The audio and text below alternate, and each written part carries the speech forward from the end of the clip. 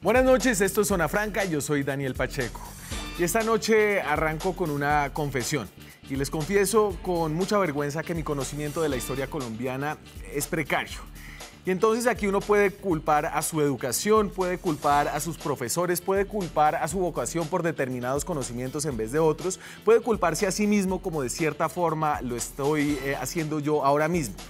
Pero además de todas esas culpas y a riesgo de caer en uno de esos lugares comunes tan grandes que tenemos en este país, quiero culpar en gran parte a cierto talante colombiano muy dado al desprecio de sí mismo, de la colombianidad, de la historia propia y por lo tanto a esa tendencia tan extendida de andar repitiendo los errores del pasado. Y es que con aún más vergüenza les voy a admitir que por alguna razón que no entiendo sé casi tanta historia de Estados Unidos como la que sé de Colombia. Y eso más que un americanismo, más que el haber vivido y trabajado allá, creo que tiene que ver con la estima tan alta que los gringos tienen por sí mismos, por su propia nación, por su propia historia. Eso sumado a un cierto imperialismo cultural, digamos, por el medio del cual hacen que en estas latitudes, a través de todas sus películas y Hollywood, sepamos de su historia.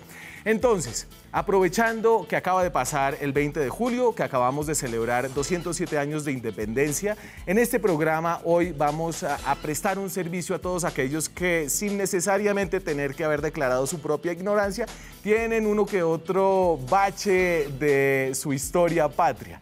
Todo esto como un ejercicio no solo educativo, no solo didáctico, sino psicológico. Un ejercicio de amor propio, de amor por Colombia. Aquí arranca Zona Franca.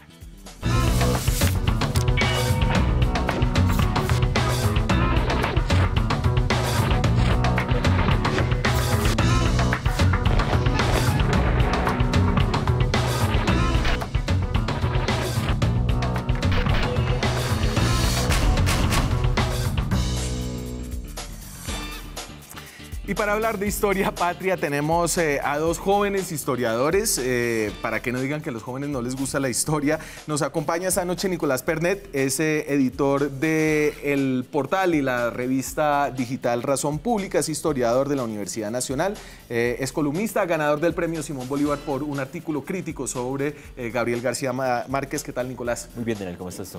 Y también nos acompaña Jonathan Sánchez, es investigador y curador del Museo de la Independencia, de la Casa del Florero.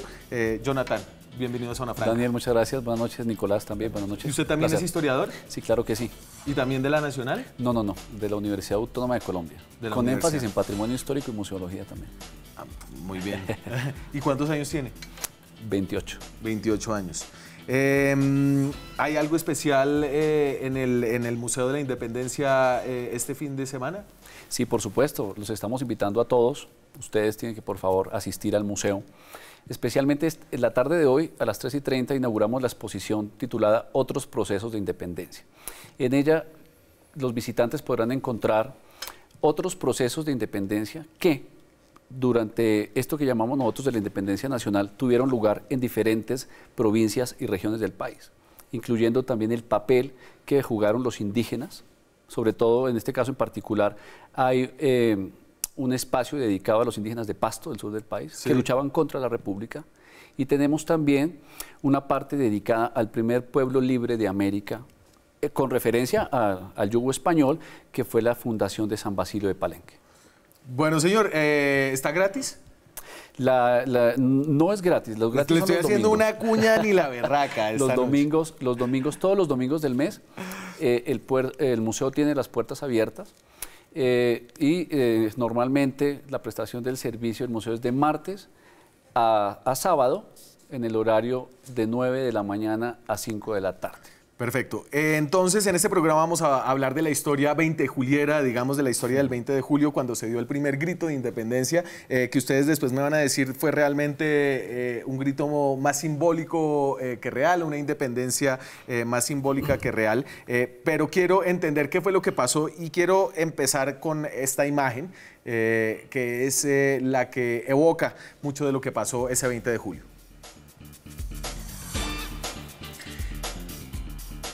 Y entonces esta es una de las piezas que hay en el Museo de la Independencia, que es precisamente la Casa del Florero. Este es el florero, es una foto de nuestro productor Ricardo Ahumada, que estuvo allá en estos días y captura algo que no logro entender qué es. A ver, ¿qué es eso? Bueno, eso es una pieza de porcelana que procede de la fábrica de loza del Buen Retiro en Madrid. Ese es el florero. Eso nosotros no sabemos si es un florero o es un ramillete o es un centro de mesa o es un adorno, un frutero podría ser también, ¿cierto? No, esta pieza de porcelana fue conservada por mucho tiempo por el pintor del siglo XIX, Epifanio Garay, y quien la donó al Museo Nacional finalizando el siglo XIX. Ya existía el Museo Nacional, la donó al museo y llevó al pintor José María Espinosa, también de la misma época, que estuvieron presentes el 20 de julio de 1810 en los hechos de la tienda del comerciante español José González Llorente, y la donaron al museo diciendo que era el fragmento que se había roto el 20 de julio de 1810. Entonces, Nicolás, hablemos un poquito de lo que pasó ese día y después nos devolvemos a cuáles son los antecedentes del 20 de julio. Bueno, para empezar quiero decir que siempre es muy complicado este tema porque el 20 de julio no solamente es un día histórico, sino que es un día de nacimiento de la República. Entonces, para los historiadores siempre ha sido muy difícil hablar del tema porque se está hablando al tiempo de una historia que pasó de cierta manera, pero también se está hablando del mito de la nación, del mito de cómo nace nuestro país. Entonces, muchos mitos se conjugan con la historia, siempre se busca poner a ciertos personajes como los padres de la patria y como padres no pueden tener errores. No se ve en los matices de la historia muchas veces por querer contar la historia de forma heroica. Entonces, con el 20 de julio y con toda la independencia, siempre el gran problema es caer en esa mitificación o en esa idea básica de buenos y malos, malos españoles, buenos criollos, que es básica en las historias de superhéroes, pero que no en la historia de la humanidad. Era un viernes, día de mercado. Fue un día escogido con mucho cuidado por los criollos porque sabían que había mercado en la Plaza Mayor, que la gente estaba muy animada, que se solía mezclar con chicha, con licores también la compra del mercado y que sabían además que ese día estaba por llegar un comisionado español justamente para hablar de cómo iba a seguir el gobierno aquí de la Nueva Granada mientras estaba preso en España el rey Fernando VII. Lo que hay que decir sobre ese día es que fue un día planeado, que la revuelta no fue espontánea, que no fue simplemente el deseo de libertad del pueblo el que llevó a la gente a las calles. Ya había muchas molestias acumuladas, es cierto, había ciertos odios de sectores de la ciudad con respecto al gobierno español. Había un odio muy grande de las mujeres del pueblo, pues de la ciudad con respecto a la virreina, por ejemplo. Entonces no es que no hubiera ese odio guardado, sino que toda la chispa que llevó a ese día a formar junta de gobierno fue planeada por ciertos cabildantes del Cabildo de Santa Fe que aprovecharon el día de mercado para levantar los ánimos con la excusa de ese florero. Y entonces estos cabildantes, estos criollos, ¿quiénes eran? Como deme los personajes más importantes, no del movimiento, sino del 20 de julio. Encontramos a José Acevedo y Gómez, Camilo Torres, Jorge Tadeo Lozano, tenemos también José María Carbonell, que fue uno de los encargados de levantar a la gente efectivamente que se encontraba en el día de mercado en la plaza. Como dice Nicolás, es cierto, o sea, hay todo un plan elaborado antes del 20 de julio de 1810, pero yo quisiera llegar un poquito como al meollo del asunto, y es que no se firma en Bogotá el Acta de la Independencia Nacional de Colombia. Perfecto. Y yo creo que yo quiero llegar allá más tarde. Si me permite, entonces, ustedes nos hablan de un acto planeado y esa planeación requiere, además de la conjunción como de personas que estaban ahí encargadas de planear lo que pasó en el 810, de un contexto importante y de unos antecedentes históricos claves que llevaron a que esto pudiera pasar en ese momento en Colombia. Es el primer país de América Latina un poco en lograr su independencia después de Estados Unidos, pero precisamente me quiero referir a lo que pasa en Estados Unidos en 1776. Vamos ahí. Y entonces es la Revolución Americana. mucho tiempo antes, ¿no? Más de casi 25 años antes había ocurrido, y fue el aumento de los impuestos por parte de Inglaterra lo que como que encendió las llamas de esa revolución, el Boston Tea Party. Después hay un boicot de los colonos a los productos ingleses y a una ausencia, un sentimiento de ausencia de representación por parte del Parlamento británico. Nicolás, la Revolución Americana, incluso anterior a la Revolución Francesa, ¿qué empieza a sembrar en tierras americanas? Bueno, todo este periodo pasan muchas cosas en muy poco tiempo, son 30, 40 años de muchas actividades, de muchas cosas que pasan. Básicamente hay una serie de guerras en Europa. Los imperios más grandes de Europa están enfrentados, el francés, el español, el inglés, para no llegar a los detalles, quedémonos en que hay muchas guerras y que para financiar esas guerras los imperios empiezan a apretar un poco más a las colonias y les cobran cada vez más impuestos. Entonces, justamente en ese momento en que está la guerra, Inglaterra empieza a tratar como colonias a Estados Unidos en ese momento. Digamos que la burguesía local no lo va a aceptar y va a llevar a la independencia de las colonias, pero también España empieza a cobrar más impuestos en América, lo que va a llevar a movimientos como los comuneros, como Tupac Amaru en el Perú. Entonces, en ese momento, en toda América, lo que se está dando es una especie de levantamiento del pueblo en contra de los impuestos, porque yo quiero recordar que los pueblos se levantan cuando las condiciones de vida son difíciles. Un pueblo no se levanta a punta de ideas nada más, suele levantarse cuando se meten con su bolsillo, con su vida, con su comida, y los impuestos para ese momento lo que hacen en toda América es levantar a mucha gente en rebeldía. Y Jonathan, ¿usted qué influencia vio o cree que tuvo como la Revolución Americana sobre estos burgueses, criollos ligeramente ilustrados que teníamos acá? Yo creo que hay algo muy importante de todo este proceso y es que ellos se prenden de una idea muy importante y es la autonomía política. Empiezan a pensarse en este momento que son capaces de crear sus propios gobiernos sin necesidad de depender de la corona española. Yo creo que esto es lo fundamental. Luego ya veremos que en este proceso aparecen diferentes sectores, unos que están a favor del centralismo, otros que estarían a favor del federalismo, y esto llevaría a algunas disputas internas respecto a qué modelo político y económico acogería la nueva república. Claro, Estados Unidos ahí en ese momento son 13 provincias, creo, o algo así, se lanzan por un tipo de federalismo. Pero entonces usted tocaba, Nicolás, el tema de los impuestos, y aquí, más o menos en esa misma época, unos años después, 5 años después, fue la revuelta, la insurrección de los comuneros, que obviamente conocemos por personajes de nuestro folclore, como Galán, como Manuela Beltrán. Están en las estampillas que desafortunadamente en este país no usamos. Manuela Beltrán, ayúdenme aquí a llenar los amplios baches históricos que dije que tenía. Entonces, Jonathan, Manuela Beltrán reciben como un papel donde dicen que tiene que pagar más impuestos y ella va a la plaza. ¿Dónde ocurre todo esto? Estamos hablando de Santander, si no estoy mal. Sí, estamos hablando del Socorro en Santander. Hay algo muy el mismo interesante. pueblo donde nació el ELN. Bueno, eso sería otro tema de otra conversación, pero en este caso, Manuela Beltrán tiene un papel protagónico y es aquella mujer que se lanza a romper los edictos que incluían los nuevos impuestos con las reformas borbónicas. Pero está la historia romántica también que nos han contado un poco, ¿no? Hay que ver un poco más atrás de los promotores de este movimiento comunero, que no fue una revolución, fue un movimiento, una insurrección comunera porque era la gente del común.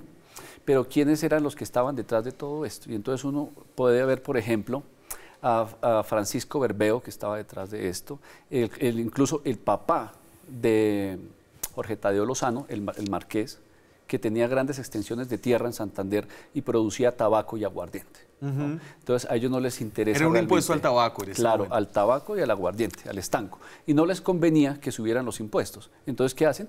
Producen la movilización popular.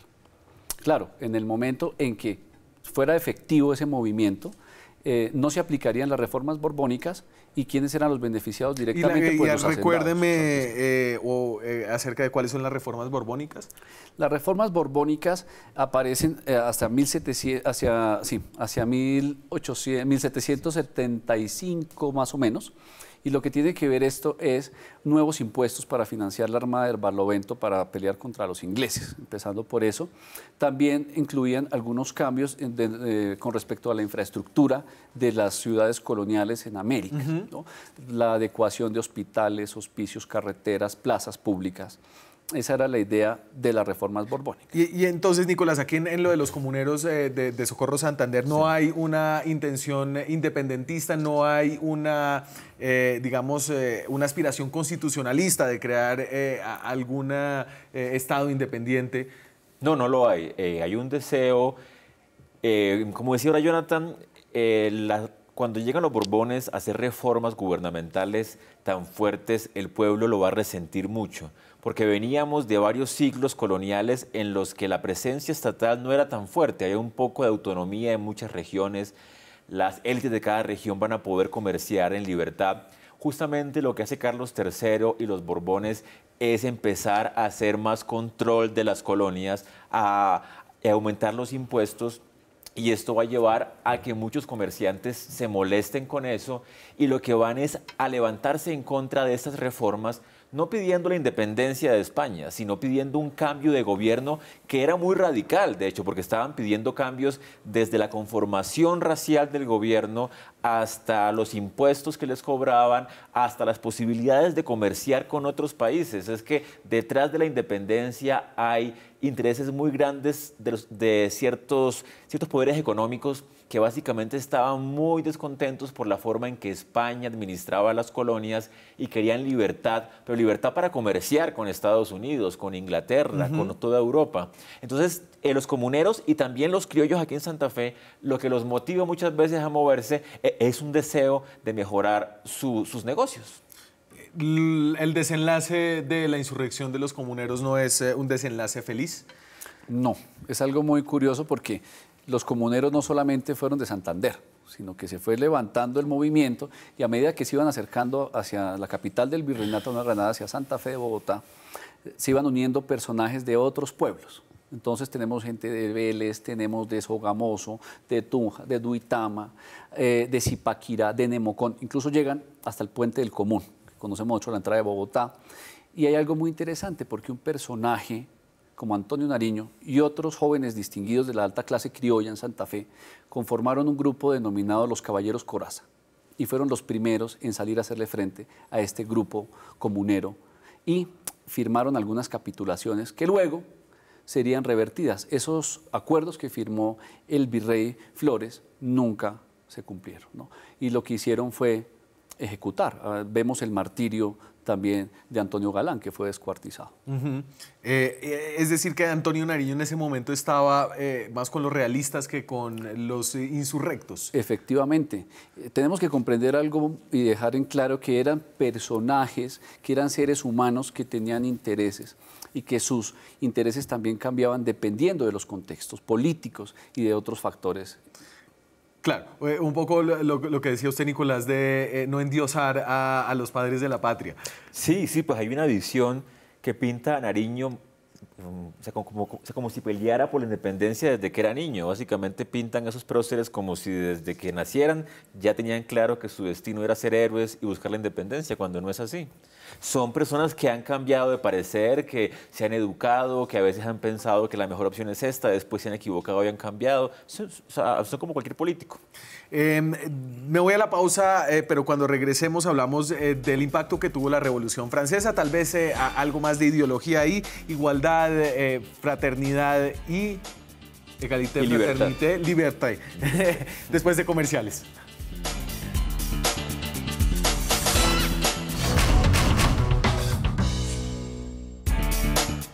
Seguimos en Zona Franca hoy con la historia de Colombia, tal vez no la historia de Colombia a la que ustedes están acostumbrados, hoy con jóvenes historiadores, una historia en donde nuestros padres de la patria tienen muchos más defectos que los que se ven en los billetes que ustedes guardan entre el bolsillo. Hablábamos de igualdad, de libertad y fraternidad, de la Revolución Francesa, 1789, y del impacto que tuvo este evento en Europa sobre una generación de jóvenes burgueses en América. Entonces, allá hubo una decapitación masiva, pero había también unos ideales detrás.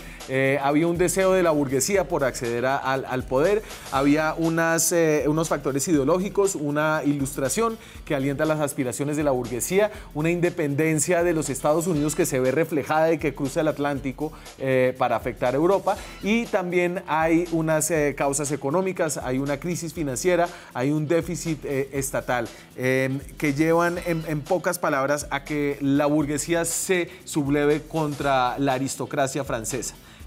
Y haya, además de una decapitación masiva, unos ideales nuevos que empiezan a esparcirse. Sí, claro que sí, estamos viendo el surgimiento de la República sobre unos conceptos clave que son los que desarrolló Rousseau, ¿no? Entonces estamos viendo los derechos del hombre y el ciudadano, que Nariño fue el primer americano en traerlos, publicarlos y repartirlos. Le costó 16 años de prisión a Antonio Nariño hacer esto. También tenemos que están los ideales de la propiedad privada también. Y esto va a hacer que dentro del virreinato de la Nueva Granada no todos estén de acuerdo con la creación de la República, esa idea de Bolívar, ¿no? De unificar el territorio. Esto es muy importante porque aparecen estos otros procesos de otras regiones, de otras provincias y de otras comunidades. Como les decía hace un momento, los indígenas en su mayoría van a estar a favor de la corona porque ellos habían recibido ciertos privilegios. Ya habían sido reconocidos como súbditos de la corona y se les había reconocido la titularidad de sus territorios. Había indígenas, gobernadores, alcaldes, incluso que alcanzaron puestos importantes dentro del ejército español. Pero la República un poco subvierte esa idea de Estado aristocrático que había en América. El tema de la propiedad me parece interesante, pero ¿qué tan importantes son estos valores que son los que uno de alguna forma le celebra hoy? Antonio Nariño, si quiere, leemos un pedacito de la Declaración de los Derechos del Hombre que tradujo Nariño en Colombia. Los hombres nacen y permanecen libres e iguales de derechos. Las distinciones sociales no pueden fundarse sino sobre la utilidad común. El objeto de toda asociación política es la conservación de los derechos naturales e imperceptibles del hombre. Imprescindibles del hombre, perdón. Esos derechos son la libertad, la propiedad, la seguridad y la resistencia a la opresión.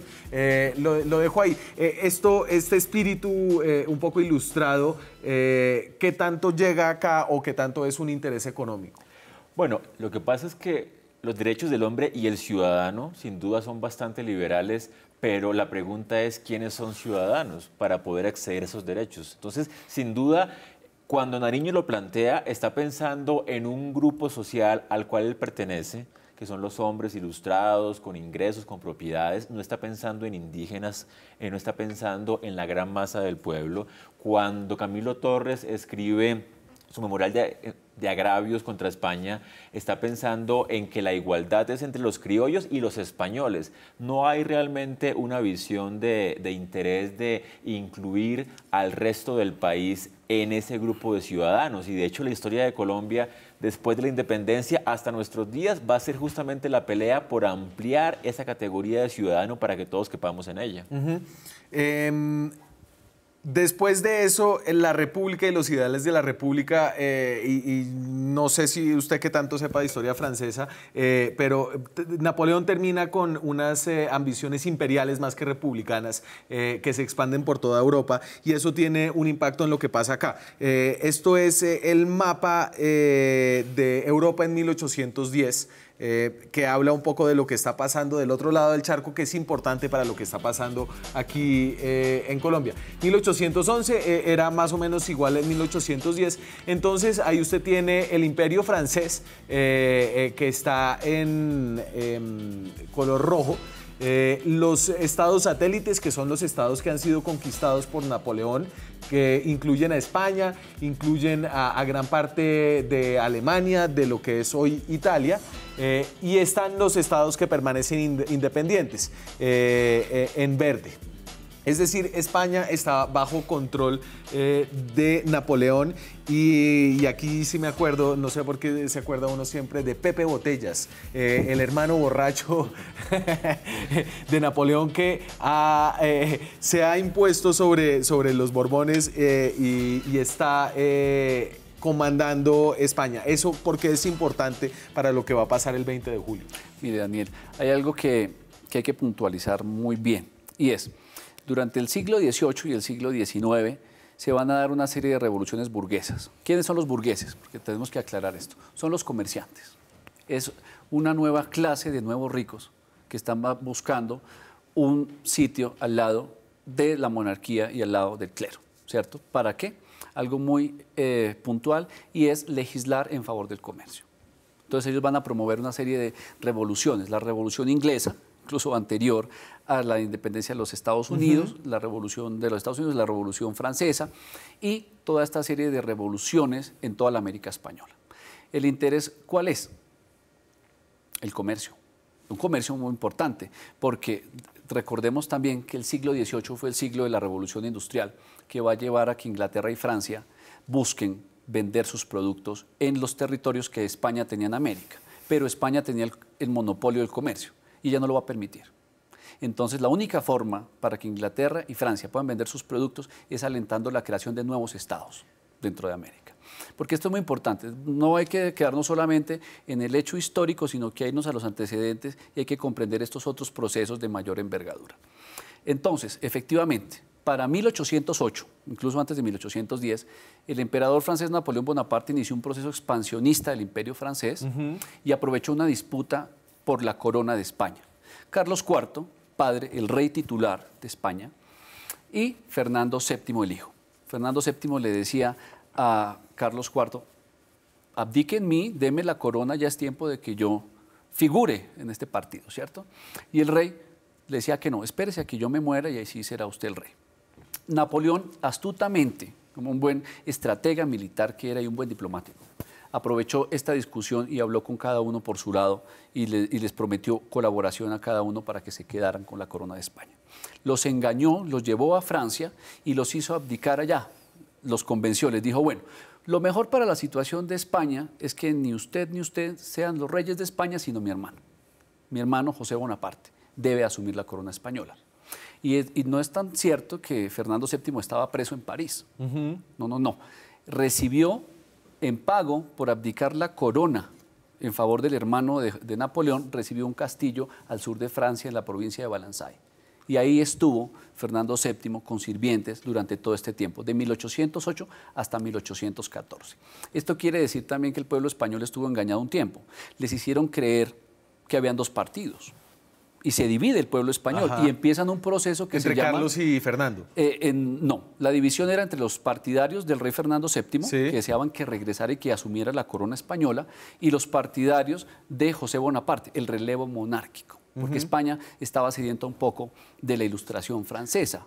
Pero déjenme puntualizar esto. Bueno, entonces, se dividen y empiezan a crear en España por provincias juntas de gobierno provisionales, en nombre del rey Fernando VII. Y efectivamente eso también llega aquí, a los territorios de España en América. Claro. Se crean juntas temporales, provisionales, mientras a ver cómo se desarrollaban la política en Europa. Que usted, Nicolás, decía que un poco esas juntas y esa forma de organización paralela fue la que generó la palabra guerrilla antes de que fuera la guerrilla de izquierda que nosotros conocemos. Sí, la palabra guerrilla viene justamente de esa guerra de independencia de España, porque España va a llegar a un punto en que se va a la guerra para sacar a Napoleón y a sus y a sus tropas, y como no podía enfrentarse directamente en las batallas grandes, lo que hacía era una serie de ataques pequeños a Napoleón. Entonces no eran guerras, sino pequeñas guerrillas. Pero yo quería decir algo antes, y es que me parece que hay que recordar a un pueblo que no suele ser muy recordado en estos casos, que es el pueblo de Haití, que Haití también va a tener su revolución en 1804, si no me equivoco, y es porque justamente ellos iban a tomar directamente la herencia francesa, porque eran de Francia como colonia, y van a decir, si en Francia hay una revolución que dice que todos somos iguales, que hay libertad, igualdad y fraternidad, también vamos a hacerla aquí para liberarnos como pueblo negro que antes fue esclavizado y que ahora va a ser libre. Sin embargo, esa rebelión de Haití va a ser muy perseguida por los franceses, que van a decir básicamente que libertad para ellos, pero para las colonias de Haití no hay libertad. Y en todo esto, creo que es importante notarlo que España no está pensando en América, ¿no? España está pensando en España y en sí misma en todo este periodo del 808 al 814. ¿No? Daniel, mire. Hay un vacío ahí que... Claro, efectivamente, mire. Había un vacío político. España, hay algunos teóricos de la historia que dicen que España nace hasta 1821, casi cuando pierde gran parte del territorio que le correspondía en América. Sí. Que antes lo que existía era una serie de monarquías, o una monarquía fragmentada, en varios reinos, en varias provincias. Entonces, veamos que lo que hay en América son virreinatos, ¿cierto? Que tienen sus gobiernos que, digamos, con cierta autonomía, pero que estaban ligados a la corona española. Entonces, ¿qué es lo que va a ocurrir aquí?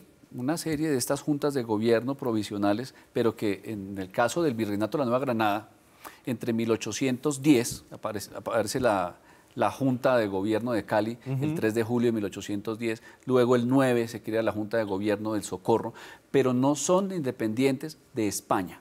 Si aquí hay algún tipo de independencia que pudiéramos decir nosotros, sería contra el imperio francés, ¿cierto? Porque están desconociendo a José Bonaparte como el legítimo rey de España. Dicen, ese es un usurpador del trono.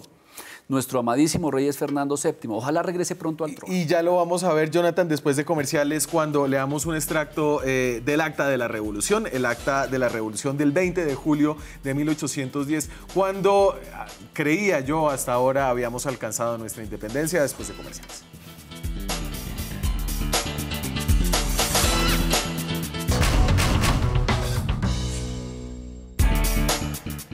Seguimos en Zona Franca, estamos hablando sobre nuestra independencia, la del 20 de julio, la que al parecer no lo fue tanto, pero antes de entrar en esa Acta de la Revolución, donde dice que nos independizamos, pero es el yugo francés sobre las colonias americanas y no tanto del yugo español, como piensa la mayoría de la gente, les propongo que vayamos a la calle. Le preguntamos a la gente en esta nota qué tanto sabe de lo que pasó el 20 de julio y si piensan que mucha gente no tenía ni idea, pues no están muy equivocados. Esto es Zona Franca en la calle. Esta es la voz de la patria, siempre ha sido... ¿Usted se acuerda qué es lo que pasó el 20 de julio de 1810? No, yo no me acuerdo. ¿No? No. ¿Y lo del Día de la Independencia por qué es? Ay, no. Esto hace tanto tiempo que yo estudié todo eso que la verdad me cogen ceros. No tengo conocimiento. No sabe por qué es el tema de la independencia. No, casi no. En 1810, más que un grito de independencia, fue una revuelta que hubo por un florero que no quisieron prestar para un evento porque venían los emisarios del virreinato o de la España virreinal, partieron el florero.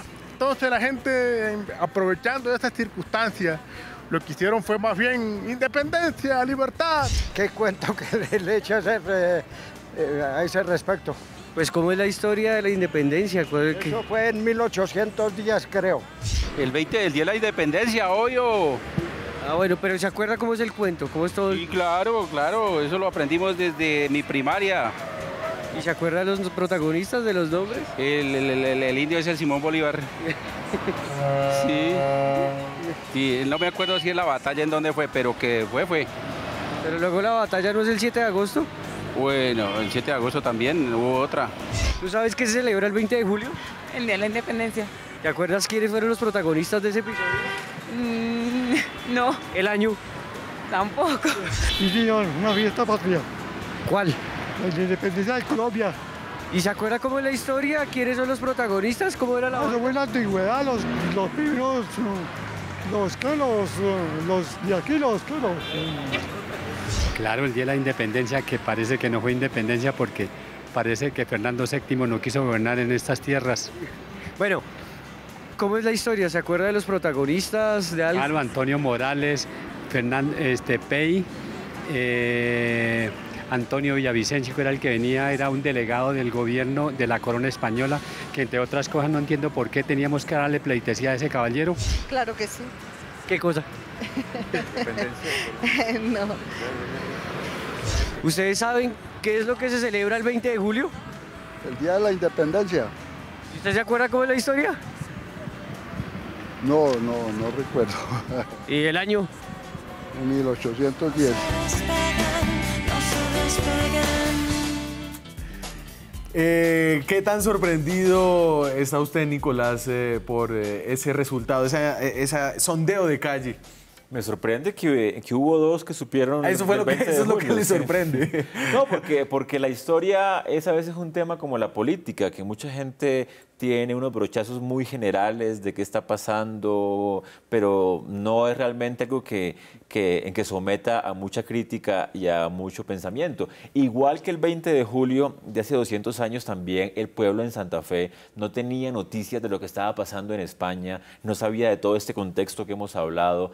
Realmente una de las virtudes que tenían los próceres, los que llaman los próceres, es que sí estaban un poco informados de lo que estaba pasando en el mundo, tenían una visión de contexto global y si un mérito tienen es que pudieron leer la época en clave histórica y en clave global. Y la mayor parte de la gente suele estar muy limitada a su vida cotidiana y a resolver su día a día, como todo el mundo hace. Usted, Jonathan, que no solo es historiador, sino curador de un museo, ¿qué siente cuando ve como los conocimientos de historia que tiene la gente en la calle, la gente del común? No, igual que Nicolás, me llamó mucho la atención que dos personas tenían un poco más de idea, pues, o estaban más acorde con lo que nosotros estamos tratando aquí.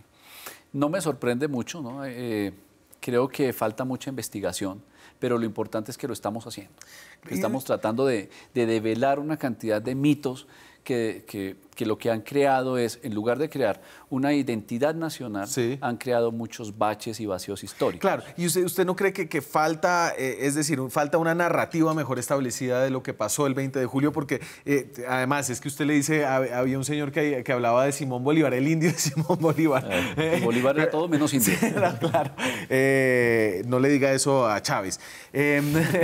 Pero falta una narrativa, digamos, como una narrativa más accesible a lo que es nuestro proceso de independencia. Daniel, lo estamos planteando. Desde el Museo de la Independencia, Casa del Florero, lo estamos haciendo. Nosotros tenemos dos enfoques sobre los que desarrollamos las exposiciones que manejamos dentro del museo. Como les decía hace un momento, tenemos dos tipos de exposiciones temporales, unas de corta duración y otras un poco más largas, entre 2 y 4 meses las de corta duración, entre 4 y 6 meses la de larga duración. O sea que el museo no siempre es el mismo, está relevando, es un museo dinámico. ¿Y cuáles son estos dos enfoques? La ciudadanía y la independencia, pero que se han ido conformando a través del tiempo. Mira algo muy interesante que decía Nicolás respecto a la independencia y a la ciudadanía, siguiendo los preceptos de la Revolución Francesa. La ciudadanía para la población afro en Colombia, por ejemplo, se dio con la abolición de la esclavitud hasta 1851, más de 35 años después de haber muerto Bolívar, que ya le había hecho la promesa a Petión, que usted habló de Haití, de abolir la esclavitud y no lo hizo, ¿cierto? Eso es interesante que lo abordamos desde el museo también. Y algunos dirían que esa ciudadanía sigue siendo incompleta. No, por supuesto, y se sigue construyendo. Las mujeres, ¿cuándo logran votar en Colombia? Hasta 1957, 1957, del siglo XX, ¿cierto? Entonces son procesos que se van desarrollando a través del tiempo, pero lo estamos haciendo desde el museo. Tenemos nosotros una visión muy clara y es el proceso de reflexión histórica. y se está haciendo. Bueno, entonces vamos al acta de la revolución, que es un poco el resultado de ese 20 de julio. Tal vez antes de eso, el señor decía, uno de los señores decía, yo no entiendo qué estábamos haciendo con Villavicencio. Podemos hacer un resumen rápido del 20 de julio, lo que estaba pasando ese día. Entonces venía el señor Villavicencio, sí, que era un representante del rey José I, el rey napoleónico que estaba en España. Y entonces esto es aprovechado por unos burgueses, por Morales, por Camilo Torres. Antonio Nariño estaba en la cárcel en ese momento, ¿no? Que está Caldas. Y dicen, ¿ellos qué dicen? Vamos aquí a aprovechar para... Lo que pasa es que se crea ese vacío de poder, se crea una época de mucha confusión, nadie sabe muy bien qué va a pasar, hay mucho temor, no saben si el gobierno de José Bonaparte va a cambiar ciertas cosas, va a abolir ciertas cosas. Entonces, en toda América española, los criollos en cada región, desde México hasta Montevideo, hasta Buenos Aires, están en un momento de mucha expectación, de mucha duda, de mucha confusión, y se han enterado que en España están creando juntas para salvaguardar el poder de Fernando VII y dicen, si allá lo hacen, también aquí lo vamos a hacer. Entonces, lo que se da es un proceso de juntas en toda América española, y en lo que es la Nueva Granada también va a haber juntas en muchas partes. De hecho, empieza por Cartagena, luego sigue, como decía Jonathan, en Cali, en El Socorro, aquí en Santa Fe. Luego Mompox va a declarar su independencia, pero además va a ser absoluta, ¿sí? Porque ellos van a decir, como un modo de liberarse del yugo de Santa Fe, de Cartagena y de España al mismo tiempo. O sea, porque todos querían quedarse con los impuestos, con el comercio, con el puerto de Mompox. Entonces, para poder asegurar que ese control se quedara en casa, la estrategia momposina fue declarar la independencia absoluta, y la moñona fue completa. Se liberaron de España, de Cartagena y Santa Fe. El acta de revolución, esto está en la casa... En el Museo de la Independencia. En el Museo de la Independencia, la Casa del Florero. Y esta es el acta que firmaron una cantidad de notables santafereños. Y les voy a leer solo este pedazo. Ligadas únicamente por un sistema, entonces querían estar ligados únicamente por un sistema federativo cuya representación deberá residir en esta capital, para que vele por la seguridad de la Nueva Granada, que protesta no abdicar los derechos imprescriptibles de la soberanía del pueblo a otra persona que a la de su augusto y desgraciado monarca, Fernando VII, siempre que venga a reinar entre nosotros, quedando por ahora sujetos este nuevo gobierno a la superior junta de regencia. Entonces, ahí lo que dicen en este lenguaje, en este español un poco del siglo XIX, es queremos ser independientes salvo de Fernando. VII. No están hablando de independencia, están hablando de la constitución de una junta autónoma de gobierno en nombre del rey de España. Ahí no sale la palabra independencia, ¿cierto? Nunca. No. Incluso el nombre del documento es acta de revolución. ¿Y de revolución por qué? Porque es que aquí no apareció el pedacito que está más adelante de este fragmento, donde ellos tildan de usurpador a José Bonaparte, ¿cierto? Entonces hay que hacer un poco más completo el fragmento, ¿cierto? Y es eso lo que están haciendo. Realmente es una junta de gobierno autónoma, pero no es tan autónoma. Fíjese que tampoco es tan autónoma.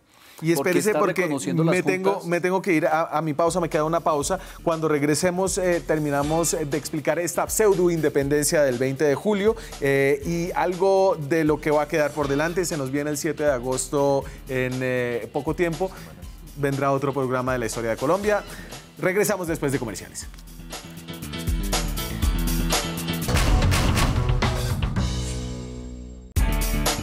Seguimos en Zona Franca hablando del 20 de julio de nuestra independencia 20 juliera. Algunos de los protagonistas de estos hechos son los siguientes. Tenemos a Camilo Torres Tenorio, tenemos a Francisco José de Caldas, el sabio Caldas, Antonio Nariño, que estaba siendo un protagonista desde el encierro, creo que la mayoría de su vida fue eso, y Antonio Baraya, ahí falta Morales, que es el que va a pedir el florero prestado, ¿cierto? Sí, claro. Para que Llorento no se lo preste. Estos son algunos de los protagonistas de este día, que como decíamos antes de comerciales, Jonathan, no es un día en el que se lanzó un grito de independencia, sino un grito de revolución y una adhesión a las juntas... A las Cortes de Regencia. A las Cortes de Regencia, que eran los órganos de resistencia que se habían armado en España contra José Bonaparte. Exacto, exacto. Algo interesante aquí de los personajes, y presentaba a Camilo Torres y a Francisco José de Caldas, juntos primos, ¿no? Ahora ya les voy a dar una pista muy interesante, y es que respecto al complot en la tienda del comerciante español José González Llorente, cuando Llorente se va al exilio hacia Jamaica en 1815, deja un documento que es un inventario de sus bienes aquí en Santa Fe y nombra como albacea o depositario de todos sus bienes aquí en la ciudad de Santa Fe, Bogotá, a su socio comercial don Camilo Torres. Ese documento lo tenemos nosotros en el museo, pueden pasar y lo pueden observar. O sea, que no era esta una pelea de nuestros próceres contra unos españoles. ¿No? Claro, pues si lo deja le empeña de empeñador. Y entonces, ya se me va a acabar el programa, Nicolás, pero entonces aquí uno termina un 20 de julio en el que empieza un periodo largo que se llama la Patria Boba. Un periodo que Nariño mismo va a llamar la Patria Boba. En ese momento, bueno, Nariño estaba en la cárcel, pero luego va a salir de la cárcel cuando la Junta de Santa Fe lo libere. Nariño va a tener unas ideas un poco más radicales que el resto. Digamos que buena parte de la élite de Santa Fe va a tener una actitud más, ¿cómo decirlo?, más acomodaticia, más de cómo acomodarse a este estado de cosas. Nariño va a pensar que lo más conveniente para las colonias es liberarse de España. Sí. Pero repito, lo piensa desde un modo muy práctico. O sea, como la visión de los criollos es muy práctica, es España está administrando muy mal estas colonias, lo más conveniente sería separarnos. Pero, por ejemplo, muchos de ellos pensaron inclusive que la opción más conveniente era pasarse a otro imperio, que fuera mejor. Se pensó en Francia, Simón Bolívar llegó a pensar en traer a un rey inglés a gobernar. Santander pensó en Estados Unidos. Entonces, lo que estaban pensando era cómo hacer para que nuestros negocios anden mejor, el país ande mejor, porque España es un imperio que está ya muy decadente. Y Nariño va a ser mucho más radical en eso y va a decir la mejor opción es separarse del todo, mientras que Tadeo Lozano va a gobernar como una especie de enviado del rey Fernando VII. Sí. Él mismo se va a decir que es el enviado de Fernando VII y le van a decir Tadeo I o algo así, porque tenía como sus ínfulas de monarca. ¿Y hubo muertos el 20 de julio? El 20 de julio, en los días posteriores hubo bastante, porque además fue el 20 de julio y días posteriores, toca recordar que no fue nada más un solo día, claro. Hubo varios días de manifestaciones. Jonathan, ¿el Real Bicentenario ya pasó o viene en el 2019? Podríamos hablar de varias fechas, Daniel. Y cortico, que ya se me acaba el programa. 1819, sí. La batalla de Boyacá, sí, con que Bolívar libera gran parte del virreinato de la Nueva Granada. No todo, porque otras zonas seguían siendo fieles al monarca Fernando VII. ¿Cómo? ¿Nariño? No, Nariño, sí, claro. Sí. Nariño, Popayán, claro, Popayán, parte del Cauca y parte de la costa Caribe. Y otras fechas muy importantes. En 1821, el Congreso de Angostura y el Congreso de la ciudad de Cúcuta, con la que Bolívar dicta la ley fundamental de la creación de la República de Colombia. Colombia nace en el Congreso de Cúcuta. Antes no existía Colombia y claro esto tenemos que tenerlo muy claro. Eran provincias. O sea, que hay fiestas para el rato. Faltan programas de Historia Patria, claro, faltan tapar baches, pero les agradezco a los dos. Nicolás Pernetes, editor de Razón Pública, es historiador de la Universidad Nacional, y Jonathan Sánchez es curador, investigador del Museo de la Independencia de la Casa del Florero, a la cual les extendemos esa invitación que usted hace. Muchas gracias, señores, por acompañarnos esta noche y muchas gracias a ustedes. Nos vemos la próxima semana con más periodismo, con más debate, con más opinión. Chao.